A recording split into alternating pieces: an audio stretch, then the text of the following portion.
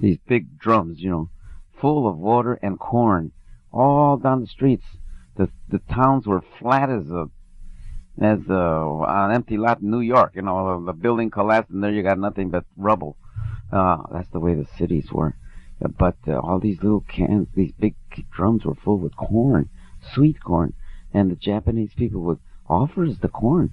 Naturally, the soldiers were all leery about eating anything there because we were warned, be careful, they might want to poison you. But I never was afraid. So I took corn. I ate 2, 3 corns and laughed at the soldiers. You crazy jerks. But anyway, I went through that thing. Then they shipped us up to Hokkaido in northern Japan that hadn't been touched by the war. That was beautiful. Now, we stayed there for several months before I got my papers to come back to the good old USA after 2.5 years in the Pacific. Well, I came back, and I didn't know what I was going to do.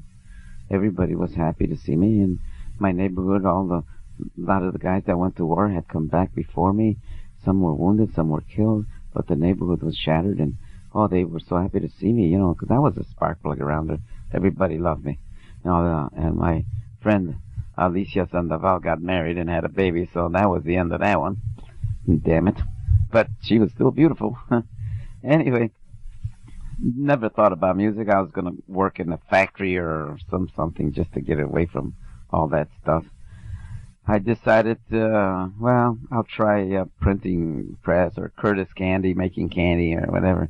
When one day one of the boys from the old neighborhood band came over and said, "Johnny, our bass player quit the band and we need a bass player." I says, "Well, I don't really want to play." He said, "Come on with me, please, man. We need you. We have nobody." So I said, "Okay." So I took my sister's bass, which was still home. She got married and just left the bass at home. So I took it, and lo and behold, I played rumba very well. Excuse me. Yeah, I used to play the rumba, but it wasn't really my bag. I was really into, bebop and jazz and that, and that was it. I just loved that stuff, and I was playing trumpet at the time because I was learning trumpet.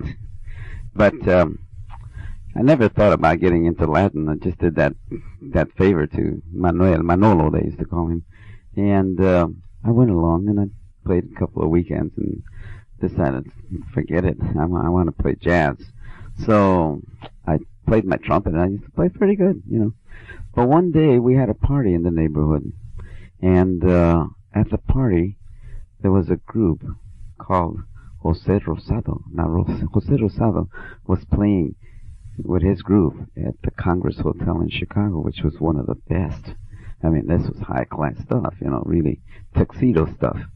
So, being out of the service, tuxedos, who needs that, But anyway, the whole group was at this party. They weren't playing; they were just guests.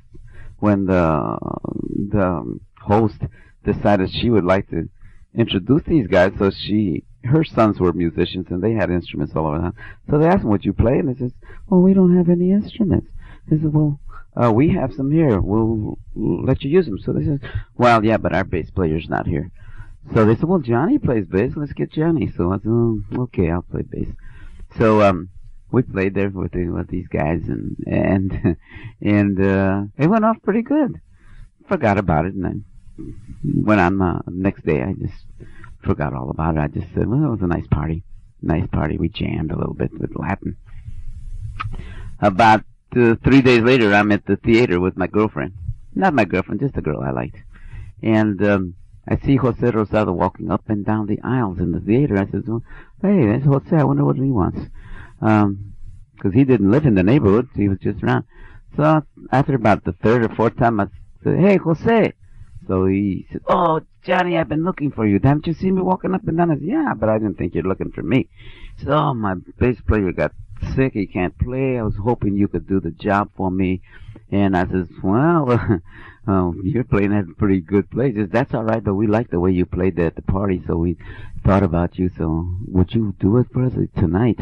I said, "Well, I don't have the clothing to go there." He says, "Don't worry, you're just the same size as my bass player, and his clothes are in the dressing room." So I said, "Oh, okay, I'll go."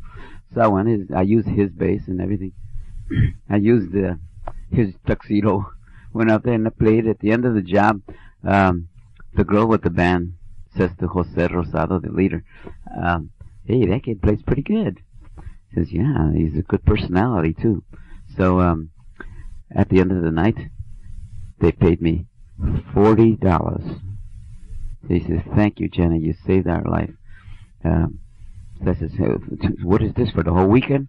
Because in jazz we were getting $8, maybe 10 if we were good, playing jazz music, or bebop. So $40 for one night's work. He says, well, he says, you know, we kind of like you. We'd like to know if you'd be interested in staying with the group. We'll give the bass player notice and you can come in. So I says, sure, if it's $40 a day, hell, then that's what the guys are doing now in 1990. Can you believe that? So I can't believe that. And that's terrible. Musicians never get the good breaks. I'm sorry. We put in so much time practicing and rehearsing. If we did it in any other business, we would become president of the firm if we put that much time in it. But I think we do it for love. I think our music comes before anything else, and it's sad in a way, but it's good for us because we live very happily just playing. If we're successful, if we're not successful, it's not no fun at all, you know. But when you're successful, it's fun. You can have a good time. Well, I didn't have to think about that very long, so I told him, okay, sure, I'd love to. So he went out and he bought me a tuxedo and the whole thing, and 2 weeks later, I was at the Congress Hotel playing with this big band, beautiful band, and top of the line. Well, as I was doing this, I was still contemplating whether I should go to the conservatory.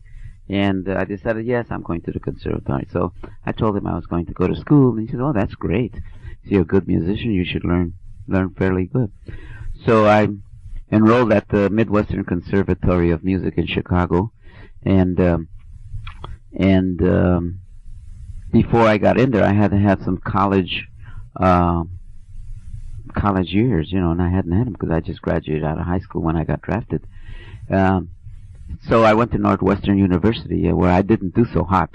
But my arts department musical class I was doing excellent. So they sort of helped me get into Midwestern Conservatory, and they were glad to get rid of me. Northwestern was. So they sent me to Midwestern Conservatory of Music.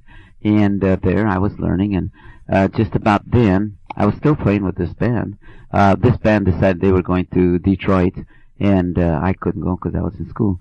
So I said, gee, I'm sorry, I can't go. So while I was sitting there, this other fellow, Manolo, who made me start music all over again and play with these raunchy group in Chicago, decided he'd like to use me as a bass player to go to these resorts. He had some resorts right in and around Chicago, Milwaukee, you know, within 90 miles of Chicago. So I told him I was going to school, and school was 3 days a week, Monday, Wednesday, and Friday. And he says, well, we'll see that